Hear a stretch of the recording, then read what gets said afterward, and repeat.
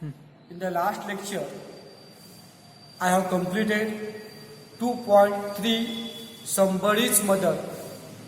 I had also discussed all figures of speech, all activities and questions and answers also. Now I am starting new lesson 2.4. Its name is The Fall of Troy. It's very interesting lesson, very adventurous lesson. And all students or all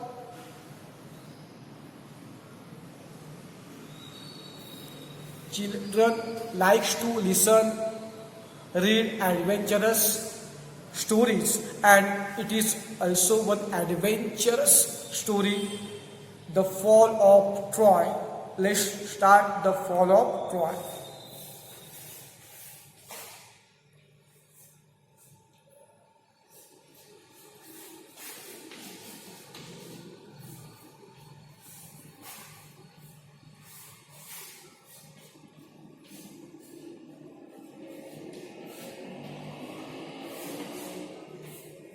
The Fall of Troy. Troy is the name of one city, and the fall means defeat here. The defeat of Troy city. You must have watched the battle, the war between two armies. In India, there are two greatest epics, Mahabharata and Ramayana. In Mahabharata, as well as in Ramayana, we have witnessed the battle, the war between two armies. In Ramayana, there was battle between Ram and Ravana, and in Mahabharata, there was a battle between Pandavas and Kauravas. It is also, in this topic also, we have to learn one war between two armies, between Greek and Troy. And how had Troy been defeated, we are going to learn in this lesson. So pay attention everyone. Page number 40, part first. There are two parts. Part first. Epics are long poems that relate the deeds, actions of a great national hero or a great national war. Epics. What does the epic mean? Epics are long poems which are related with actions of a great national hero or a great national war. Epics are the long poems which are related with the actions of a great national hero as well as a great national war. Those epics tells the story of some heroes or about one national war. They often tell of nations' early history. Such epics always present the nation's initial history, how that nation has been created. What means they tell the legend of the nation's creation. They may be composed and sung or recited for many years before they are actually written down. Look, and such epics might be composed, sung or recited for many years before they are actually written down. Look, they might be composed and sung or recited for many years before they are actually written down. When there was no any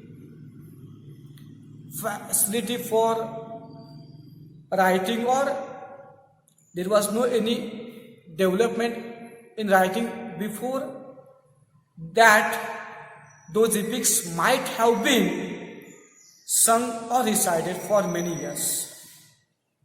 Two famous Sanskrit epics are the Ramayana and the Mahabharata. Everyone knows two famous Sanskrit epics are the Ramayana and the Mahabharata, and you must have known the authors of Ramayana and Mahabharata.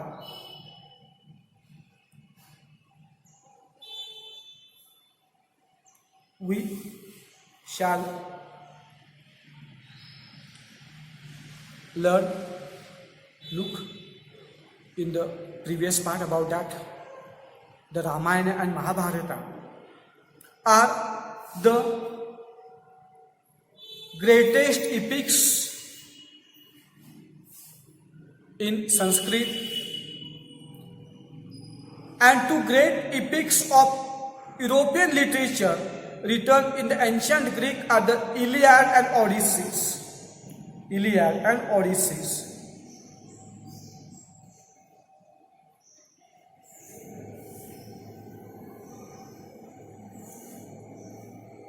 Look, I again repeat. The two famous Sanskrit epics are the Ramayana and the Mahabharata. And the two great epics of European literature written in ancient Greek are the Iliad and Odysseus.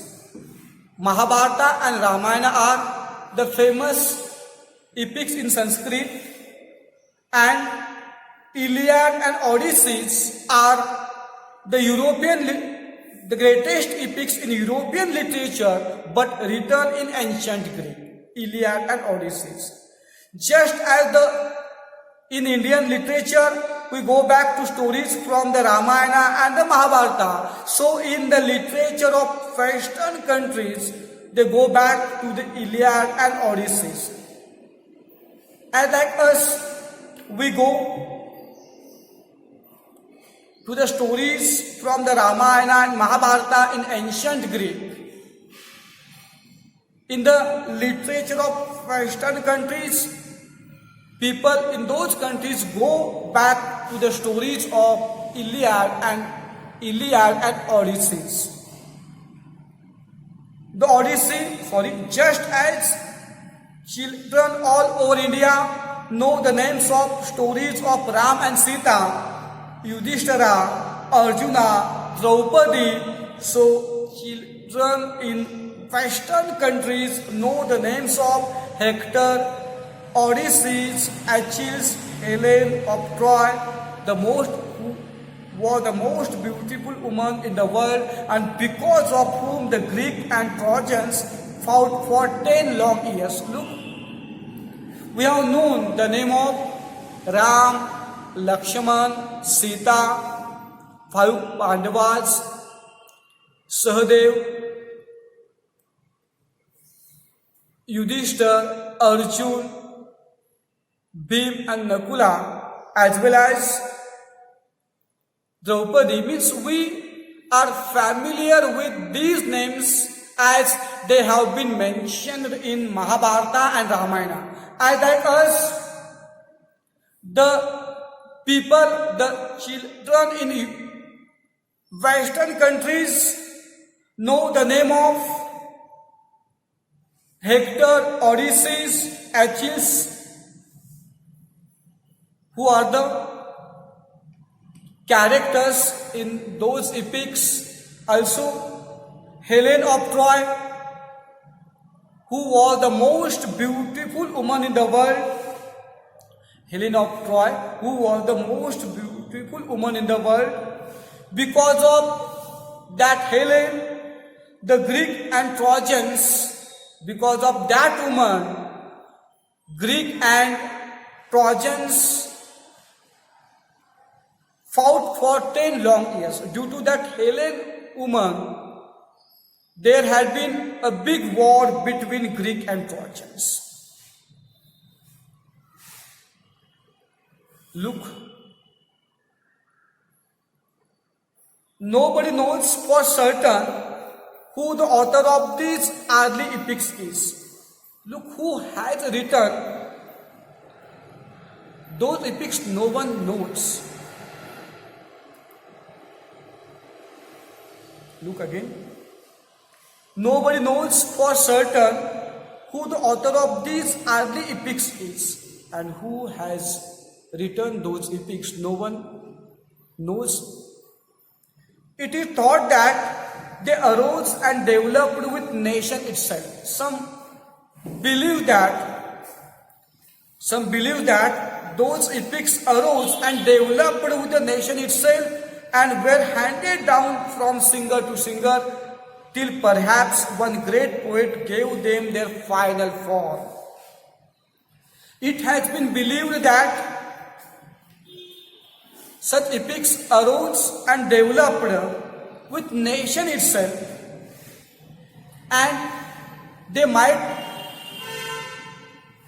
have been handed down from one singer to other singer till one great poet gave them their final form. Look,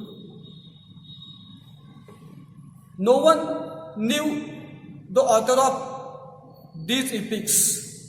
Just it had been believed that they have been created, they have been formed, they have been developed with the nation itself, with the creation of that country, and they might have been handed from one singer to other singer, because in ancient period some poets would visit from door to door by singing such epics, such poems, and so they might have been handed from one singer to other till someone gave them their final form. Okay. It is believed that the Iliad and Odyssey were composed and recited by a blind poet named Homer, who lived about 900 BCA. BCA means before Christ era. It has been believed that the European literature, the greatest European literature, the Iliad and Odyssey, were composed and recited by a blind poet named Homer, who has been living about 900 BCE, who had been living before 900 BCE, who wandered from one Greek city or village to another, singing his poems to all who would receive him in their homes and give him hospitality, politeness. Look, it has been believed the greatest European literature, the Iliad and Odyssey, were composed and recited by a blind poet, namely Homer, who had been living in 900 before Christ era, and that poet was wandering from one city or village to other city or village by singing his poems to all who would receive him with respect and with politeness. Means that Homer would wander from one village to other, one city to other, by singing those songs from door to door. This wandering singer has been honored through the ages, not only in Greece but in all Europe, as the father of European poetry. And look, this wandering singer had been awarded through all ages, awarded through different ages, not only in Greece but in all Europe, as the father of European poetry. It means the Homer has been considered as the father of European poetry due to his skill, due to his poetic contribution. She has been awarded honor by in all ages, not only in Greece but in all Europe, as the father of European poetry, and such Homer had been there who contributed for European literature. Now look, we are going to learn about the Iliad. The Iliad is the story of Ilium or Troy, a rich trading city in Asia Minor, near the narrow sea that leads from the Aegean to Black Sea. The Iliad is the story of the Ilium or Troy, which is a rich trading city. In Asia Minor, near the narrow sea that leads from the Aegean to Black Sea. Look, Troy is a rich trading city which is located in Asia Minor, near the narrow sea that leads from Aegean to Black Sea. It has been location of that city. Look, how was that city? The description of that city. It was well situated both for commerce and agriculture. That city had been well situated both for commerce and agriculture. In front of the city was the sea over which sailed the ships of Troy, carrying goods and grain. In front of the city there was the sea over which the ships of Troy would sail with goods and grain. Look, in front of the city there was the sea, huge sea. Over that sea, many ships would sail with carrying goods and grain. At the back rose the high peak of Mount Ida, from which flowed many rivers and streams. At the back of that city, there was high mountain, namely Mount Ida, from which many rivers and streams flow.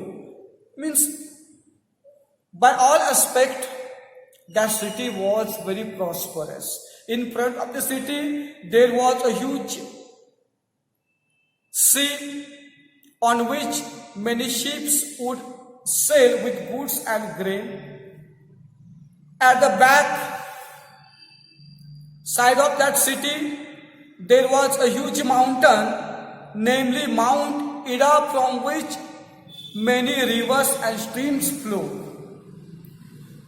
The valleys among the hills were well watered and fertile, with corn growing in fertile fields and cattle feeding on the rich grass of the meadow, while sheep fed on the slopes of the hills. Look, the valleys among the hills were well watered and fertile. The valleys among the hills were well watered and fertile. The corns were growing in those fertile fields, and also cattle would feed on the rich grass of the meadow, as well as sheep would feed on the slopes of the hills. It means in all aspects that city was very prosperous city. There was everything in that city. The people were living very happily with blessings of nature. There was fertile land to grow different kinds of crops. There was no any lack of water. Everything had been enough there. Now look what happened. Around their city, the Trojans had built a strong wall so that no enemy should attack them from the sea. The Trojans had built a strong wall around the city so that no enemy should attack them from the sea. The Trojans had built one strong wall as like wall in China. Trojans had built a strong wall around the city so that no any enemy should attack them from the sea. You must have seen one fort built in sea, which is in near Malvan, and that is Sindhudurga Fort. That fort has been built in the sea by our greatest warrior Chhatrapati Shivaji Maharaj. You must have seen that fort. Around that fort there were 3 walls, but now 2 walls had been underwater. 2 walls are in water. Just one wall, one fortress is sea. As like those walls, the Trojans had built the strong wall around the city so that no any enemy should attack them from the sea. The wall was so broad that people could stand, sit and walk on it. The wall was so strong as well as broad that people could stand, sit and walk in it. People could stand, sit and walk on it. The gates stood open. There were gates to that wall, and the great gates stood open. The people could go to the seashore outside and come in as they pleased. Look, the atmosphere was very pleasant. The huge gates of that city stood open. People could go there. People could go to the seashore outside, and after enjoyment, after enjoying the atmosphere of the seashore or in that sea, they would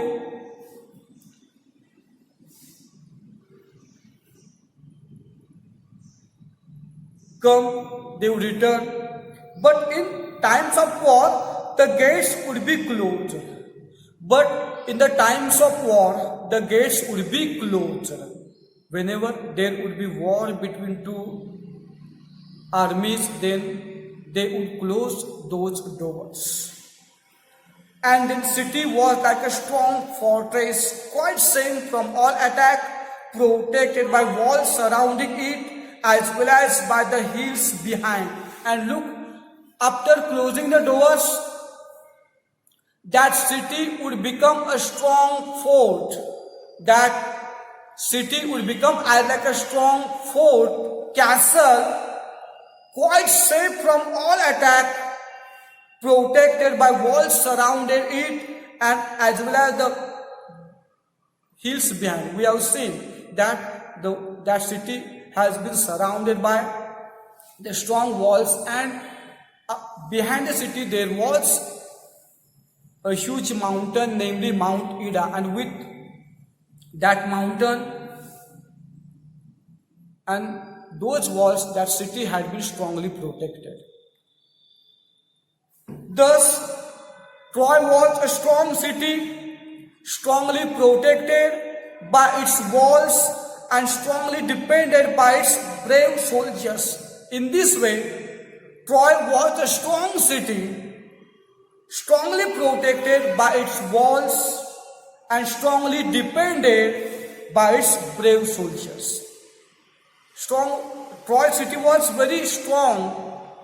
It has been protected by its walls as well as it has been strongly depended by its brave soldiers. But what happened? Look, one day, but all the kings and heroes of Greece had declared war against Trojans. But unfortunately, once all the kings and heroes of Greece had declared the war against Trojans. Look, what was the reason? Because Paris, a prince of Troy, Paris is the name of prince of Troy, had convinced Helen, who was a wife of Greek king Menelaus, to elope to run with him, to go with him. Look, what was the reason? Between the reason of war between Greek and Troy. Why did Greeks declare the war against Trojans? Because Paris, who was the prince of Troy,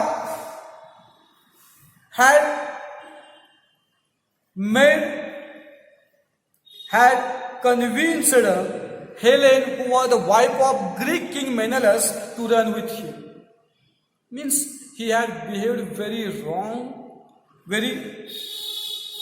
with Greek people, with Greece, with the king of Greek.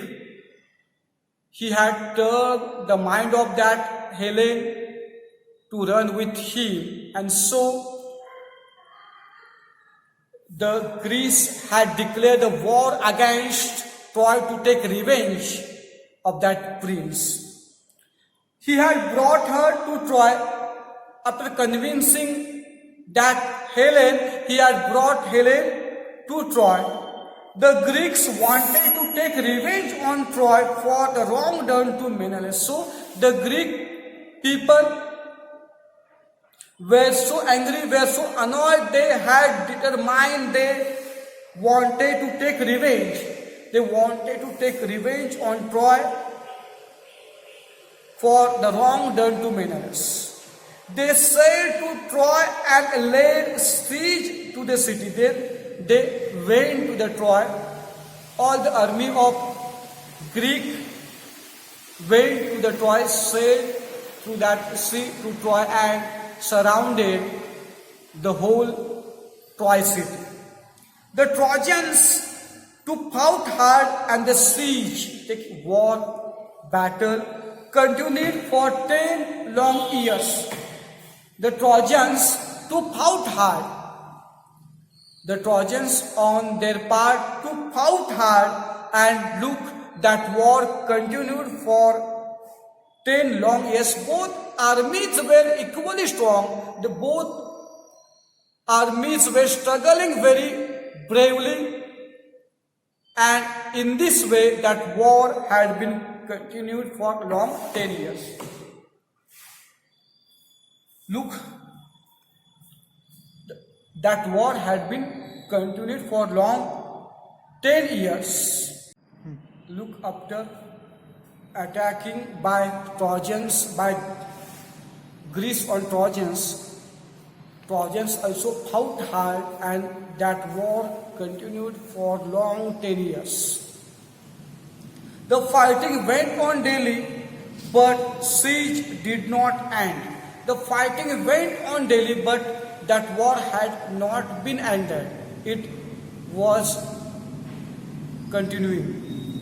On the one hand, the Greeks could not take the city, and the other hand, Trojans could not force them to sail away. Both were equally fighting. Both were equally strong. On one hand, the Greeks could not overcome Trojans and take their city. On other hand, Trojans could not force Greece to sail away. Every day, the Trojans came out of their gates, and the Greeks came out of their tents and ships, and fighting went on. Look, every day the Trojans came out of their gates, and the Greeks came out of their ships and tents, and the war was going on, the fighting went on. Both were not giving up. They both were bravely fighting, courageously fighting. Sometimes there were great battle between two armies. Sometimes there would be great battle, great war between two armies.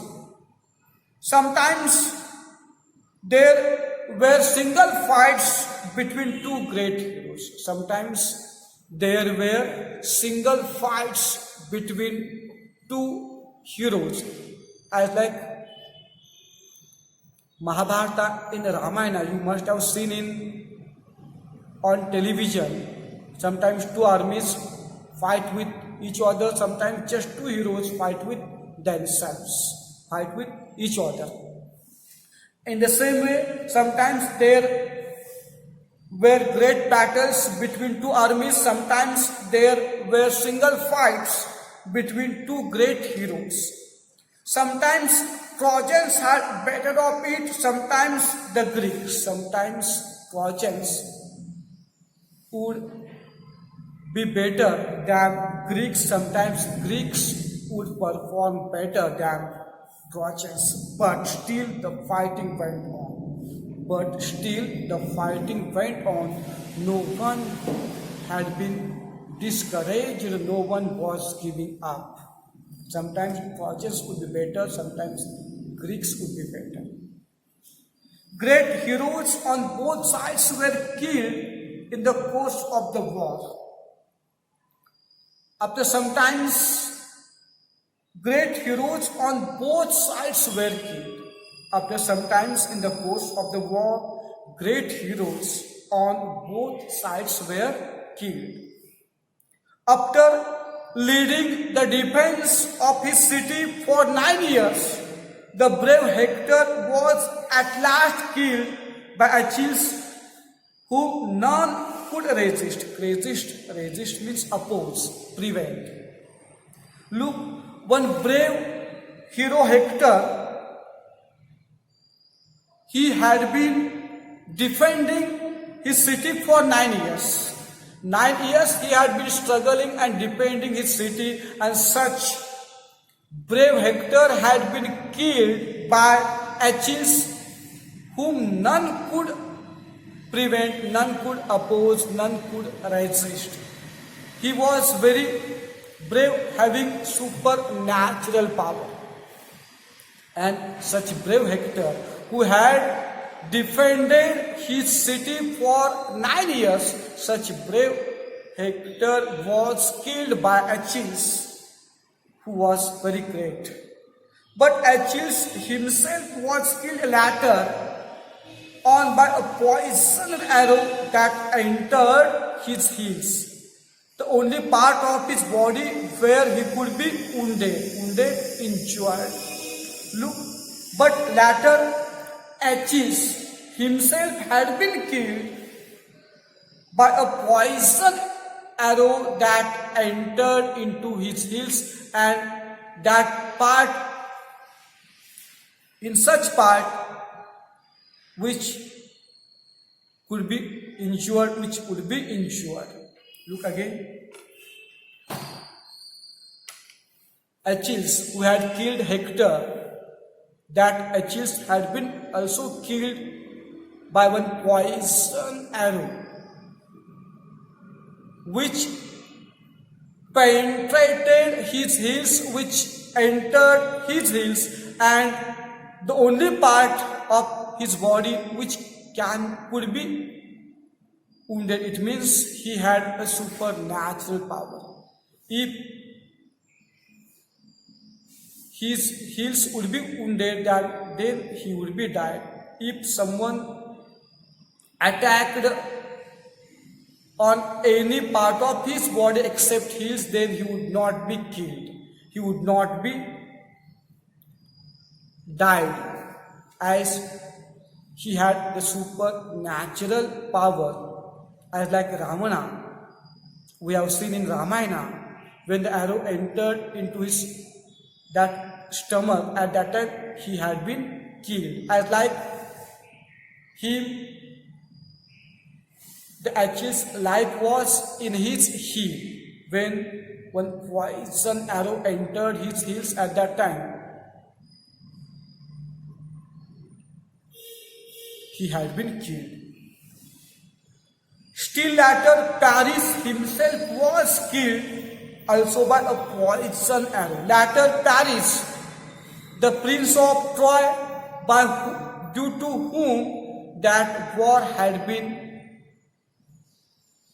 continued, that war was going on, and that Paris was killed by a poison arrow. Look, later, the Paris himself was also killed by such poison arrow. The Trojans were tired of being shut up in the city, and the Greeks were longing, wishing to see their homes again, but still fighting went on. The Trojans were very tired of being shut down in the city. The citizens in Troy, the soldiers in Troy, had been tired of being shut up in the city, and the Greece, the soldiers in Greek, were also wishing to see their homes again.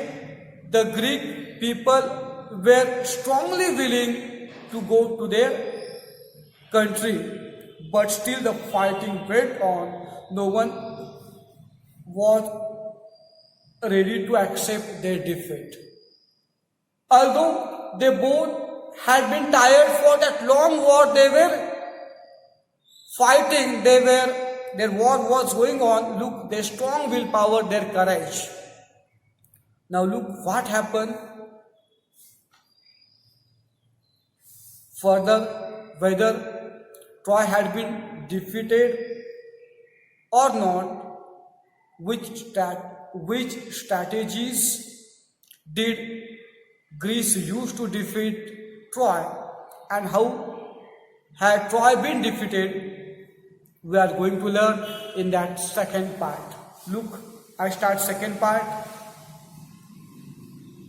First part had been completed. I don't take question answers and activities. Now after completing both parts, I continue the story. It's very interesting story.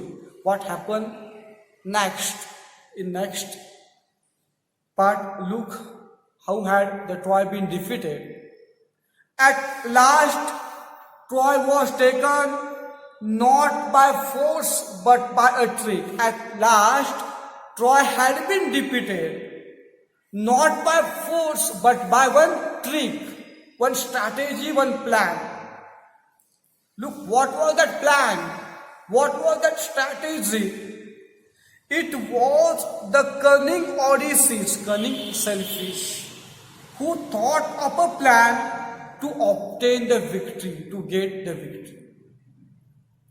Look, it was the cunning Odysseus, it was the selfish Odysseus who had thought of a plan to get the victory, to obtain the victory.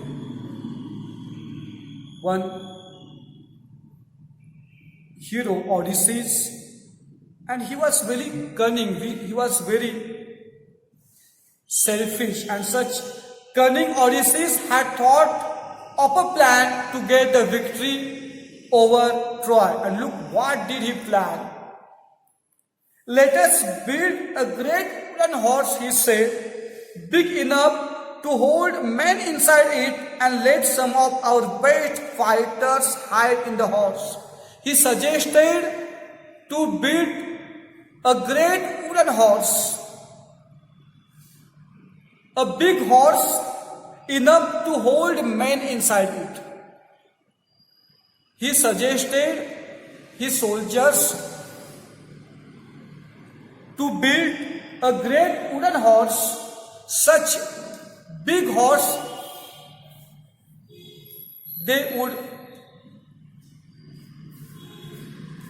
hide some men inside it, and let some of our best fighters hide in the horse. After building such great wooden horse, they decided to hide some best fighters in the horse. Then let us burn our tents and pretend to sail away in our ships. After hiding the soldiers in that horse, they decided to burn the tents. They decided to burn their tents purposefully. They have to just show Trojans that they have sailed away in their ships. Means they just wanted to do trick to defeat Troy. They planned to burn their tents and they want to pretend that they have sailed in their ships. But instead of sailing away, we will return in the night. But instead of sailing away, they decided to return in the night. According to their plan, they have to return in the night, and when the Trojans are asleep, we will attack the city and burn and kill. After returning, when Trojans would be in asleep soundly, by considering the war had been ended, they would attack them and burn the whole city. In such trick, the Greeks had to defeat the Troy. You must have understood that plan. Look at, once again tell that plan. According to that plan, they were going to build one strong horse, wooden strong horse. After building that horse, they were going to hide some soldiers in that horse, some best fighters in that horse. Then they decided to burn their tents and to just pretend to sail away from their ships. But instead of going far away in the ships, they would return in the night, and when the Trojans would be asleep soundly, they would attack them and burn the whole city. Such trick, such plan had been made by the cunning Odysseus. Now look what happened, whether they implemented that plan or not, whether did they succeed in their plan or not. The Greek leaders decided to follow the advice of the wise Odysseus. The Greek leaders decided to follow the advice of the wise Odysseus. The Greek leaders and the soldiers decided to follow the advice of the wise Odysseus. So a great horse of wood was made by a skillful engineer. So a great horse. Look, the Greek leaders decided to follow the advice of the wise Odysseus. They trusted the wise Odysseus. So a great horse of wood was made by a skillful engineer. So according to that plan, the great horse of wood was made by one skillful engineer, and the greatest heroes, Menelaus, Odysseus himself, and others entered it. According to plan, after building that horse, the greatest heroes, Menelaus, Odysseus himself, and others entered that horse. The last man to go in being the architect himself, who knew the secret of opening and shutting the entrance.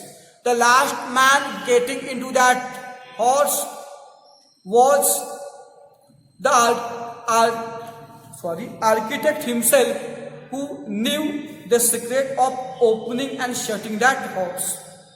Look, according to plan, one big wooden horse had been made. Then some soldiers, Menelaus, Odysseus, and others entered. And the last man to enter that horse was architect himself, who had known the secret of opening and shutting the entrance. That evening, the Greeks burned their tents and sailed away in their ships. According to plan, they were doing all things step by step. That evening, the Greeks burned their tents and sailed away in their ships. On that evening, the Greeks burned their tents and sailed away in their ships. But they did not go very far. They had decided not to go very far, and according to their plan, they did not go very far in the ship. Only one man was left behind to persuade the Trojans to drag the horse into their city. They had left only one man there to convince the Trojans to take that horse into their city. They have made a very strong plan to defeat Troy. Okay, and according to that plan, they have done everything.